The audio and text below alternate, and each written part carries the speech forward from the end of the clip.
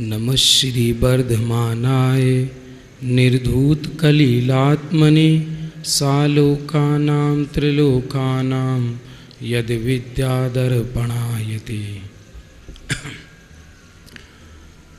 मंच पर विराजमान श्रेष्ठ विद्वानगण और सभा में विराजमान मुमुक्षु भाई बहन, वैसे आदरणीय जम्बू भैया ने जो महिमा कहने के लिए बोला, मुझे थोड़ा विषय का अतिक्रम लग रहा है, क्योंकि पहले सम्यक दर्शन का विषय होना चाहिए, तब तो महिमा होगी किसी चीज़ की।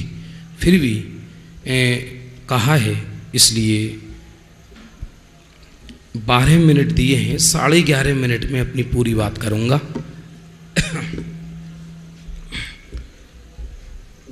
सच में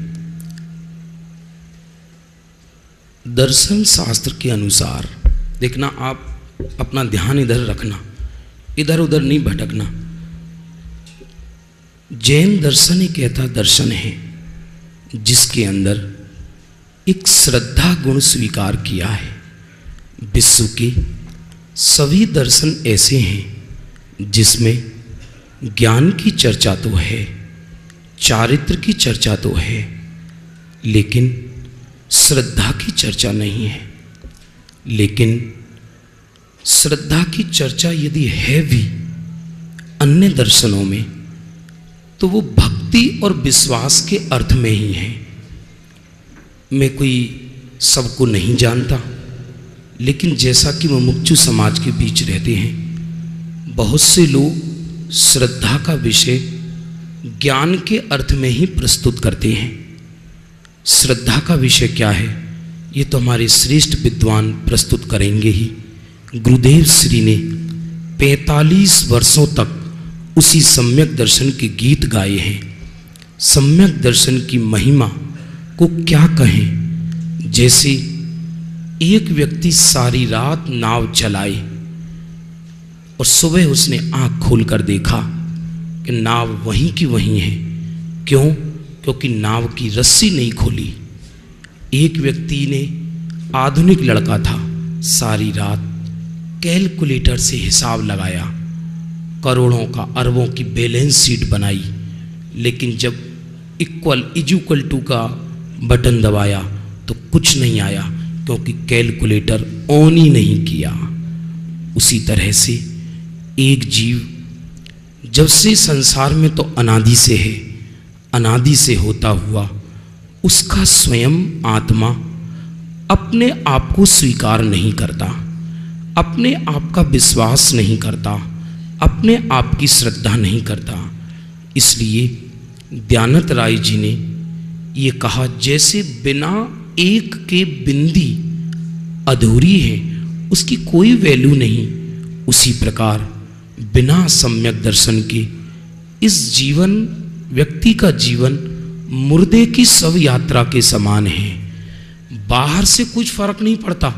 सैकड़ों लोग किसी को भी धर्मात्मा की उपाधि दे सकते हैं, सैकड़ों लोग किसी को भी अधर्मात्मा घोषित कर सकते हैं। बाहर से व्यक्ति ऐसा लग सकता है कि सम्यक दृष्टि हो, लेकिन हो सकता है उसे अपनी आत्मा की फीलिंग हो ही नहीं, आत्मा की प्रतीति हो ही नहीं। ग्रंथों में सम्यक दर्शन के 8 अंगों की चर्चा है।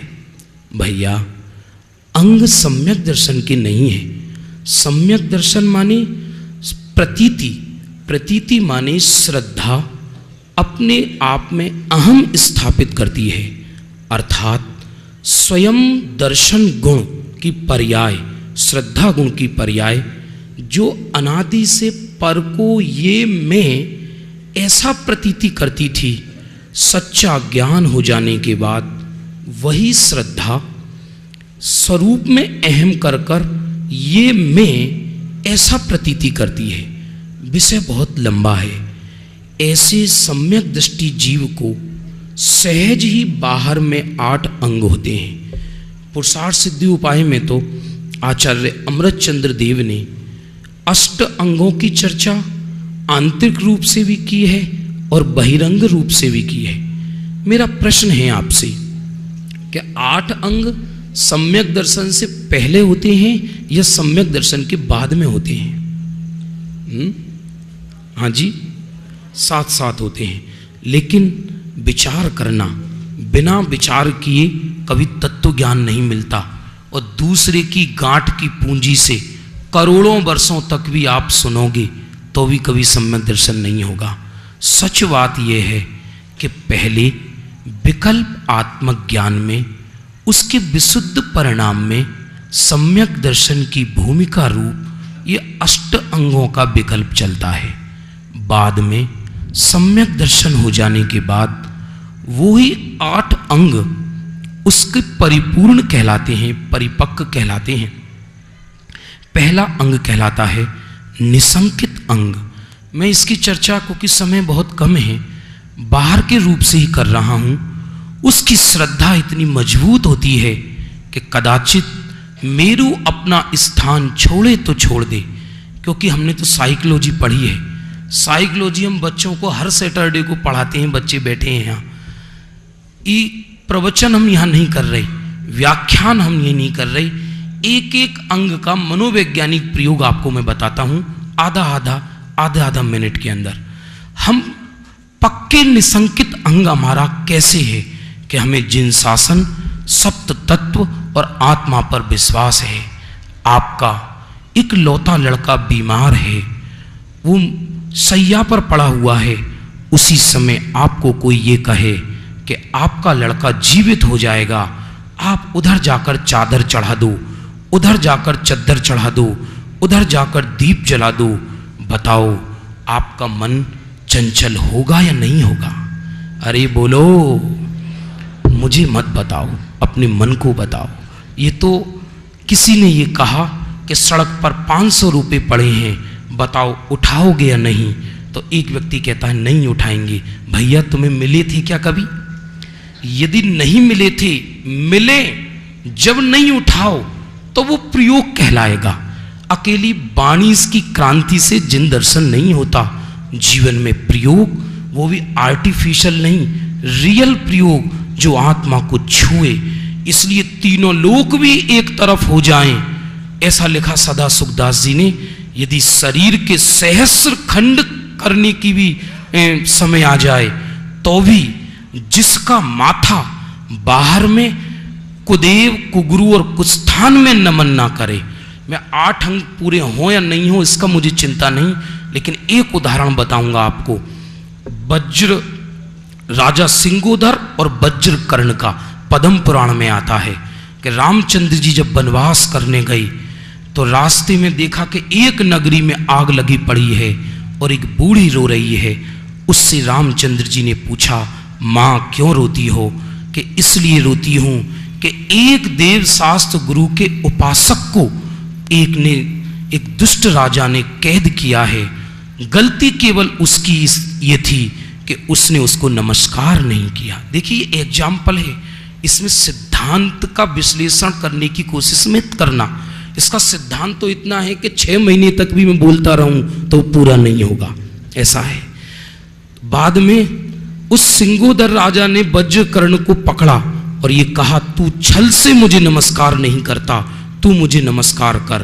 तो वज्रकर्ण ये कहता है सिंगोदर राजा को, हे राजन, जिस प्रकार भौरा कमल पर ही बैठता है, किसी बेकार के फूल पर नहीं बैठता, उसी तरह ज्ञानी, धर्मात्मा और सम्यक दृष्टि यदि मौत भी आ जाए तो भी वो अन्यत्र कुस्थान पे नमस्कार नहीं करता। ऐसा कलेजा पक्का मजबूत हो। ये तो एग्जाम्पल है, इसमें बहुत सारी बातें हैं। अंजन चोर इसमें प्रसिद्ध हुआ, वो भी स्थूल उदाहरण है। वास्तव में तो सप्त तत्व यही हैं, ऐसे ही हैं, अन्यथा नहीं, इसी प्रकार हैं। स्वप्न में भी जिसकी श्रद्धा विचलित नहीं हो वो निसंकित अंग है। निकांक्षित अंग अनंतमती प्रसिद्ध हुई कि अरे यदि कोई साधक जीव को 3 लोग भेंट में देने आए, जिनेंद्र की स्तुति करता हो सम्यक दृष्टि, तो भी स्वप्न में भोगों की वांछा नहीं करता। भोगों की वांछा। मैं पूछता हूं आपसे, इसका दूसरा मनोविज्ञान का प्रयोग ये टोडरमल जी ने किया है। बताओ, एक दो दृश्य में आपको दिखा रहा हूं, फिर आपसे पूछूंगा बताओ दो दृश्य में आपको कौन सा दृश्य चाहिए। उसमें मेरी भी परीक्षा होगी और आपकी भी परीक्षा होगी। प्रश्न इसका नहीं कि मैं आपको कैसा समझता हूं, प्रश्न इसका नहीं कि आप मुझे कैसा समझते हैं, प्रश्न इसका है कि मैं अपने आप को कैसा समझता हूं और सर्वज्ञ भगवान हमको कैसा समझते हैं। बताइए, एक सिंहासन है स्फटिक मणि का, आपके मन में आपको किसी ने ऑफर दिया कि आप स्फटिक मणि के सिंहासन पर बैठे हैं, चारों तरफ आपकी जय जयकार हो रही है, लोग आपकी जय जय कर रहे हैं, दर्शन के लिए आपको तरस रहे हैं। बताओ ऐसी अवस्था चाहिए या नहीं? जल्दी बोलो, अरे बोलो। अंदर भले ही गिलगिलियां फूट रही हों, कोई बात नहीं है, मैं भी चाह सकता हूं। दूसरा दृश्य है, हाथ में कटोरा है, कपड़े फटे हुए हैं, लोग पत्थर मार रहे हैं, नाली में पड़ा हुआ है, लोग देखना पसंद नहीं करते। बताओ ऐसी दशा चाहिए या नहीं? अरे बोलो। अब दोनों में आपने कहा नहीं। अब इसका प्रयोग समझो। इसका अर्थ ये हुआ, हमने जो पहला उत्तर दिया वो तो जिनवाणी के डर की वजह से दिया, क्योंकि हम मुमुक्षु हैं, वचन में गलती नहीं कर सकते। क्यों? क्योंकि हमें पुण्य का फल नहीं चाहिए। दूसरा जो उत्तर दिया वो हमारा अभिप्राय बोला, क्योंकि मुझे असाता नहीं चाहिए, मुझे बाहर का संयोग अच्छा चाहिए। अभिप्राय में तो ये बसा है कि मुझे जगत की सारी सुख सुविधाएं मिल जाएं, लेकिन जो सम्यक दृष्टि होता है वो धर्म के फल में लौकिक सुख सुविधा, संयोगों, सद्भाग्य, इसकी इच्छा नहीं करता। ये है कौन सा अंग? जल्दी बोलिए। निकांक्षित अंग। तीसरा अंग है, अब शॉर्ट में लूंगा, निशंकित, निकांक्षित, निर्विचिकित्सा। स्वरूप से विचिकित्सा नहीं करनी, राग द्वेष परिणामों को पैदा नहीं करना, बाहर में मलिन तन को देखकर त्यागी व्रतियों के। सच बात तो यह है, अरे जो बाहर की देह को देखकर दूसरे का निर्णय करते हैं वो अघोषित चर्मकार होते हैं वास्तव में देखा जाए तो, क्योंकि देह का परिणमन तो नाम कर्म के अधीन होता है। ऐसा भी हो सकता है कोई अत्यंत पापी व्यक्ति हो और शुभ नाम कर्म का उदय हो और देह प्रदीप्त हो, चमकता हो। ऐसा भी हो सकता है कि रत्नत्रय की आराधना में दिगंबर मुनिराज, जिनका देह इन पर्वतों पर तपता हो, ये खाल तारकूल की तरह गर्म हो गई हो, पहाड़ से चिपक गई हो, बाहर में धूल धूसरित हो, ऐसे धूल धूसरित मुनिराजों के चरणों में द्वादशांग के पाठी सौधर्मेंद्र अपने मस्तक को रगड़ते हैं। किसको रगड़ते हैं? मस्तिष्क को। इसलिए उनको देखकर रत्नत्रय की महिमा आए, बाहर के तन की महिमा नहीं आए। इस प्रसंग में मैं ये बोलूंगा, ये भर्तहरि जी ने कहा है कि अरे अंत समय आपके घर में कोई वृद्ध हैं, माता हैं, पिता हैं, उनकी दशाएं ऐसी हो जाती हैं, वो छोड़ो, अभी तो समय नहीं है। गुरुदेव श्री अशोक नगर पधारे थे, तो वो सुबह को प्रातः काल जा रहे थे, तो उस समय एक सुअर सामने से आया और कुछ भाई जो उनके साथ जा रहे थे वो चीखे, तो गुरुदेव श्री वहीं खड़े हो गए, उनकी आंखों से एक बूंद गिरी। उन्होंने कहा, भाई किसी की ऐसी विकृत अवस्था देखकर हंसी नहीं उड़ाना, क्योंकि ये तो बाहर की पर्याय की दशा है, उसके अंदर भी वही निर्मल चैतन्य आत्मा बसा है जो कि हमारे अंदर बसा है। अमूढ़ दृष्टि, मूढ़ताएं ना हो। हिंदुस्तान वो देश है जहां हर मोहल्ले, हर गली में मूढ़ता है। एक व्यक्ति अनुकरण करे तो सारी दुनिया अनुकरण करती है। एक वैज्ञानिक ने यह कहा कि दुनिया में सबसे सरल काम है एक नया मत चलाना, क्योंकि कोई माने या नहीं माने, तुम्हारे बच्चे, तुम्हारी पत्नी तो तुम्हारी बात को मानेगी मानेगी। इसलिए ये दुनिया मूढ़ताओं से घिरी है, कोई बिल्ली काटने से तो कोई नदी में स्नान करने से, कोई पर्वत पे इतनी यात्रा करूंगा तो मुझे ये सुख मिलेगा। अरे जब लोग पर्वत से उतर कर आते हैं तो एक दूसरे को ऐसा पूछते हैं, तुम कितने बजे आए थे, तुम कितने बजे आए थे, तुम बताओ तुम कितने बजे आए थे, तो वो कहता है 2 बजे। तो ये बोलता है झूठ बोलकर हम 1 बजे आए थे। अरे मूर्ख, तूने परिक्रमा की थी, यात्रा की थी या दौड़ लगाई थी? लेकिन जीव को पता नहीं है वास्तव में देखा जाए। इसलिए यहां तो ये कहते हैं कि लोक मूढ़ता, गुरु मूढ़ता, धर्म मूढ़ता उस व्यक्ति में नहीं होती जैसे रेवती रानी प्रसिद्ध हुई है। तीनों लोक इधर हो जाए लेकिन वो नमता नहीं है। ऐसा समय हो रहा है, इसलिए मैं बीच में ही समाप्त करके बात को ये कहूंगा, ऐसी उपगूहन स्थितिकरण एक साधर्मी को दूसरा साधर्मी पुत्र जैसा नजर आए। जैसे मां अपने बेटे के दोष को जगत जाहिर नहीं करती, कौन ऐसा व्यक्ति है कि अपने बेटे के दोष को जगत जाहिर करता है?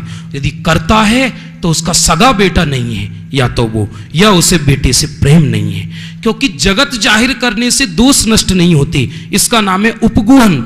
लेकिन दोष को बढ़ावा भी नहीं देना, इसका नाम है स्थितिकरण। अब है वात्सल्य और धर्म प्रभावना। आदरणीय बड़े पंडित जी साहब कहते हैं, जिसको वात्सल्य नहीं, उसकी प्रभावना सच्ची नहीं। वो जिन धर्म की प्रभावना नहीं करता, अपनी प्रभावना करता है। सच बात तो यह है, जिससे तीनों लोक के जगत के जीव के प्रति ऐसी करुणा जाग जाए, अरे इस सत्य मार्ग को सब समझें, तो जब वात्सल्य जागा तो उसके अंदर धर्म प्रेम जागा। ऐसे बाहर में अष्ट अंग होते हैं। महिमा तो ऐसी है इसकी कि वो सम्यक दृष्टि वो प्रकृति भी उपहार देती है कि वो नरक में नहीं जा सकता। प्रथम नरक बिन सटभु ज्योतिष, वाहन भवन सड नारी, थावर विकलत्रे पशु में नाही, उपजत समकित धारी। अंतिम बात कहकर समाप्त करूंगा कि मेरा पहला शिविर है उज्जैन द्वारा ही प्रतिपादित जो हुआ थूबोंजी में लगा था, उसमें बाबूजी आए थे।